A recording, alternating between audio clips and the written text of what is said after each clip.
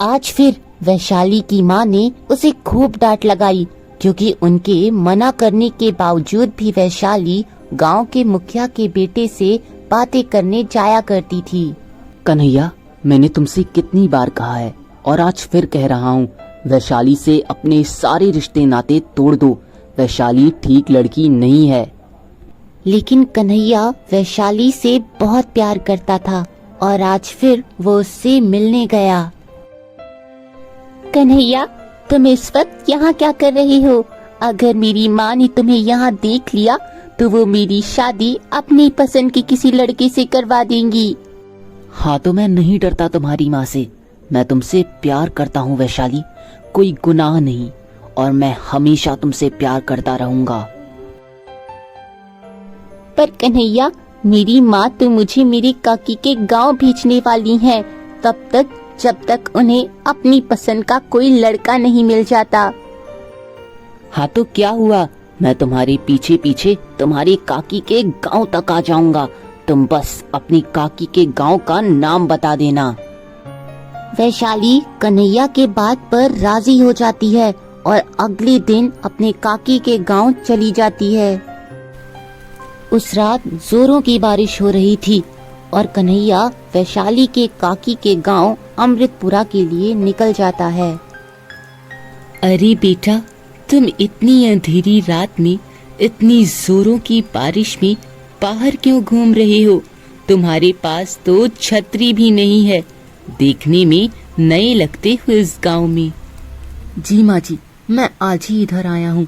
दरअसल मैं अपने दोस्त के किसी काम के सिलसिले में इधर आया था, पर अचानक से बारिश होने लगी। अभी यहाँ से 2 गांव दूर मुझे अपने दोस्त के गांव जाना है। हाँ, तो क्या हुआ मेरे लाल? आखिर इस बुढ़िया की कुटिया किस दिन काम आएगी? तुम आज यहीं आराम कर लो। कल सुबह जब बारिश रुक जाएगी तब तुम यहाँ से अपनी दोस्त के गांव निकल जाना। कन्हैया बूढ़ी माँ की बातें मान जाता है और रात भर उनकी कुटिया में आराम की नींद लेता है।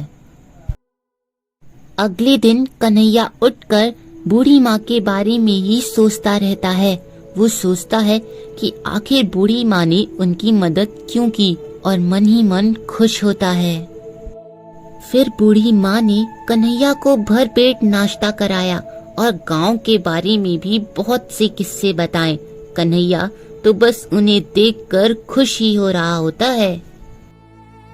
बाद में बूढ़ी माँ को अलविदा करते समय कन्हैया को कुछ अपनापन सा महसूस होता है। फिर वहाँ से कन्हैया वैशाली के काकी के घर के लिए निकल जाता है। तभी रास्ते में उसे उसका पुराना दोस्त अमित दिख जाता है। अरे कन्हैया, मेरे दोस्त, तुम अमृतपुरा कब आए? खैर, आए सो आए, तुमने मुझे बताना भी जरूरी नहीं समझा। क्या बताऊं यार, कल वैशाली की माँ ने उसे उसके काकी के गांव भेज दिया, और तुम तो जानते ही हो मैं वैशाली से कितना प्यार करता हूँ, तो मैं भी उसके पीछे पीछे यहाँ आ गया। वो तो कल जोरों की बारिश होने लगी। खैर, शुक्र हो उस बूढ़ी माँ का जिन्होंने मुझे अपने कुटिया में पनाह दी। इस तरह कन्हैया सारी बातें अपने दोस्त को बताता है। वैसे जिन बूढ़ी माँ ने तुम्हें पनाह दी उनका नाम क्या था? मुझे उतना अच्छे से याद तो नहीं, मैं बहुत थक गया था, पर शायद कुछ सरिता नाम बताया था उन्होंने अपना। ऐसा सुनते ही मानो अमित के पैरों तले जमीन ही खिसक गई हो। वो अचानक से बेचैन हो गया। ये तुम क्या कह रहे हो कन्हैया? जिन बूढ़ी औरत की तुम बात कर रहे हो वो तो सरिता काकी हैं, और आज से 2 साल पहले उनकी मृत्यु हो चुकी है। अमित की बातें सुनते ही कन्हैया का पूरा बदन डर से कपकपा उठा और वो बेचैन हो गया। ये तुम क्या कह रहे हो अमित? अगर बूढ़ी माँ मर चुकी हैं तो उन्होंने मुझे अपने घर में पनाह कैसे दी? अरे, वो तो मुझसे बातें भी कर रही थीं। वो तो मुझे भी नहीं पता कन्हैया, मुझे तो सोच कर भी डर लग रहा है। पर हाँ, इस वक्त विश्वास रखना ज्यादा जरूरी है। तुम चिंता मत करो, मैं एक तांत्रिक बाबा को जानता हूँ, हम उनसे मिलने जाएंगे। कन्हैया और अमित इतना डर चुके थे कि सरिता काकी के घर के आसपास भी जाने की उनकी हिम्मत नहीं हो रही थी। अमित अपने दोस्त कन्हैया को अपने पहचान के तांत्रिक बाबा के पास ले जाता है। बाबा के पास पहुंचकर अमित सारी घटना उनको अच्छे से समझाता है।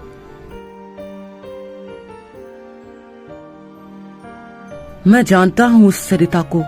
आज से करीब 20 साल पहले वो अकेली इस गांव में आई थी।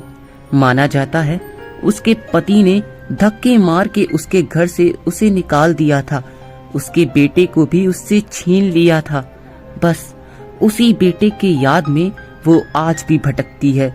वो बहुत प्यार करती थी अपने बेटे से, बस उसी से मिलना चाहती है वो। सरिता आज से 2 साल पहले ही मर गई थी, पर आखिरी बार वो अपने बेटे से मिल नहीं पाई, जिस कारण वो आज भी भटकती है।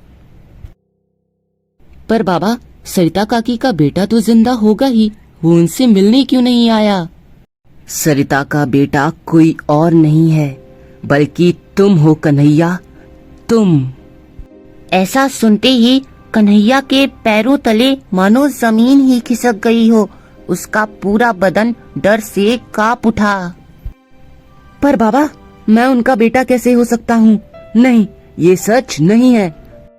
तुम बचपन से ही झूठ सुनते आ रहे हो। असली कहानी मैं बताता हूँ तुम्हें।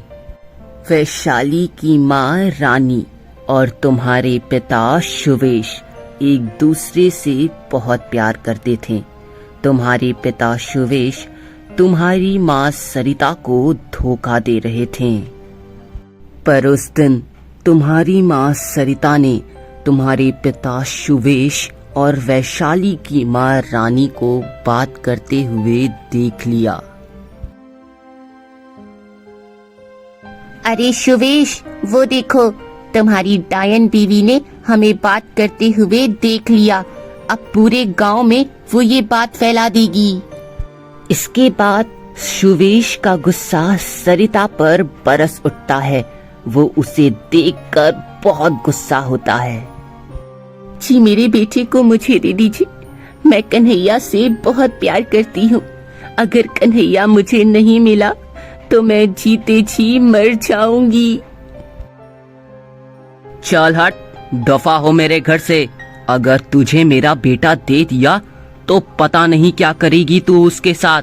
पता नहीं भरपेट खाना भी खिला पाएगी या नहीं। मुझे अपने बेटे का भविष्य खराब नहीं करना है। चल जा यहाँ से। उस वक्त तुम बहुत छोटे थे कन्हैया, ना समझ थे, इसलिए तुम्हारे पिता ने तुमसे सच्चाई छुपा कर रखी। फिर तुम्हारी माँ हमेशा के लिए तुम्हें छोड़कर चली जाती हैं और बाद में तुम्हारे पिता का और वैशाली की माँ रानी का झगड़ा हो जाता है, जिसके बाद रानी तुम्हारे पिता को हमेशा के लिए छोड़कर चली जाती हैं। अरे मेरे दोस्त, तू चिंता क्यों करता है? तेरा ये दोस्त तेरे बुरे वक्त में तेरे साथ खड़ा है। तू सारी बातें फोन करके वैशाली को बता दे। चलो, मैं भी सरिता के घर के एक एक कोने में गंगा जल छिड़क देता हूँ। इससे सरिता की आत्मा उसके घर से मुक्त हो जाएगी। बाद में कन्हैया ने वैशाली को सारी बातें फोन पर बताई और उसे अपने हिम्मत का सहारा बनाया। धीरे धीरे ये बात पूरे गांव में आग की तरह फैल जाती है और पूरे गांव में वैशाली की माँ और कन्हैया के पिता की थू-थू होने लगती है। यहाँ तांत्रिक बाबा सरिता काकी के पूरे घर में गंगा जल छिड़क कर उनकी आत्मा को हमेशा के लिए मुक्त कर देते हैं। ऐसा करने के बाद फिर वो वहाँ से चले जाते हैं। मुझे माफ कर दो कन्हैया, आज मेरी माँ की वजह से तुम्हें ये सब देखना पड़ा। मेरी माँ की गलती की वजह से ये सब हुआ है। नहीं नहीं वैशाली, ऐसा मत कहो। गलती दोनों लोग की बराबर है और अब तो सब ठीक हो चुका है ना। अब छोड़ो भी इन बातों को, भूल जाओ। पर मन ही मन वैशाली को अपनी माँ पर बहुत गुस्सा आ रहा होता है। वो किसी तरह अपनी माँ को सबक सिखाने का सोच रही थी। मुझे माफ कर दो बेटा, मैं बेवकूफ थी, मैं नादान थी जो मैं शुवेश के प्यार में पड़ गई। तुम्हारे पिताजी के गुजर जाने के बाद शुवेश ने मुझे सहारा दिया था। बस उसी वक्त मुझे उनसे प्यार हो गया था, पर वो प्यार ही मेरी जिंदगी की सबसे बड़ी भूल थी। पर मैं सच कह रही हूँ बेटा, उसके बाद मैंने उनके घर की ओर एक बार भी नहीं देखा। तुम्हारी जिम्मेदारियों को अपना कर्तव्य बना दिया। तुम उस वक्त बहुत छोटी थी, इसलिए मैंने ये सब तुमसे छुपाया। पर हाँ, उसके बाद मैंने अपने बीते हुए कल को मुड़कर कभी नहीं देखा। ठीक है माँ, मैंने आपको माफ किया। आखिर आप मेरी माँ हैं। अकेले इतने सालों तक मुझे पाला और पिताजी की कमी कभी महसूस नहीं होने दी। फिर वैशाली की माँ रानी ने कन्हैया के तारीफों के खूब पुल बांधे, जिसके बाद वो कन्हैया और वैशाली की शादी के लिए भी तैयार हो जाती हैं। अपनी माँ की मुंह से कन्हैया के लिए पहली बार इतनी तारीफ सुनकर वैशाली बहुत खुश होती है। उस रात फिर वो जोरों की आधी बारिश आती है और आसमान में तेज तेज बिजलियां कड़कने लगती हैं। कन्हैया कुर्सी पर बैठकर बारिश की बूंदों को जमीन पर गिरते हुए देख रहा था। वो अपनी बूढ़ी माँ की कुटिया में बैठकर उस रात को याद कर रहा था जब उसकी बूढ़ी माँ ने उसकी मदद की थी। उस अंधेरी रात में अपनी कुटिया में कन्हैया को पनाह दिया था। वो ऐसा सोच ही रहा होता है कि अचानक आसमान में तेज बिजली कड़कती है और उसकी बूढ़ी माँ की आत्मा उसके सामने प्रकट हो जाती है। इस तरह अपनी माँ की आत्मा को अपने सामने देखकर कन्हैया की रूह कांप जाती है। उसका पूरा बदन कांपने लगता है और वो बोलता है, अरे अरे आप यहाँ कैसे? आज सुबह तांत्रिक बाबा ने तो आपको आजाद कर दिया था, हमेशा के लिए मुक्त कर दिया था। फिर आप यहाँ कैसे आ गईं? बेटा, सिर्फ तुम्हारे लिए एक आखिरी बार तुम्हारे मुंह से माँ सुनना चाहती हूँ। अपनी माँ को इस तरह एक शब्द सुनने के लिए तरसते हुए देख कन्हैया की आंखें नम हो जाती हैं और वो कुछ नहीं बोल पाता है। कन्हैया पहले ही अपनी माँ को खो चुका था और इस बार अपनी आंखों के सामने उन्हें जाते हुए देख उसकी आंखें नम हो गईं। ना वो कुछ बोल पाया और ना उन्हें गले लगा पाया, बस खड़ी होकर उन्हें देखता रहा। सुबह उठकर कन्हैया ने सारी बातें वैशाली को बताई कि किस तरह उसकी बूढ़ी माँ उससे मिलने आई थी। ये तो बहुत अच्छी बात है कन्हैया, तुम्हारी माँ तुमसे मिलने आई थी। मुझे पूरा विश्वास है वो हमें आशीर्वाद देने आई थी, क्योंकि मेरी माँ हमारी शादी के लिए तैयार हो गई है।